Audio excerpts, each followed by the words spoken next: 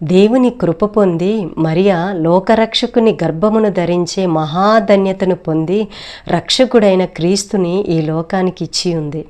అవునండి, ఈరోజు మనము కూడా దేవుని ద్వారా కృప పొంది రక్షకుడైన క్రీస్తును ధరించుకునే మహాధన్యతను దేవుడు మనకి అనుగ్రహించి ఉన్నాడు. ఎలా అంటారా? పౌలు భక్తుని జ్ఞాపకం చేసుకుంటే ఫిలిప్పీలకు రాసిన పత్రిక 2వ అధ్యాయం 5వ వచనంలో అంటాడు, క్రీస్తు యేసుకు కలిగిన ఈ మనసును మీరును కలిగి ఉండండి అంటున్నాడు.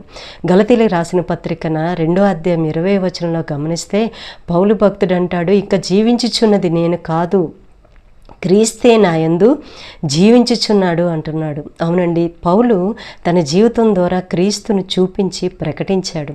క్రీస్తుని ఇక జీవించుచున్నది నేను కాదు, క్రీస్తే నా యందు జీవించుచున్నాడు అన్నట్లు పౌలు భక్తుడు జీవించాడు. ఈరోజు ఈ లోకములో మనము కూడా మన జీవితాల ద్వారా క్రీస్తును ఈ లోకానికి చూపించే గొప్ప ధన్యతను మనము పొంది ఉన్నాము.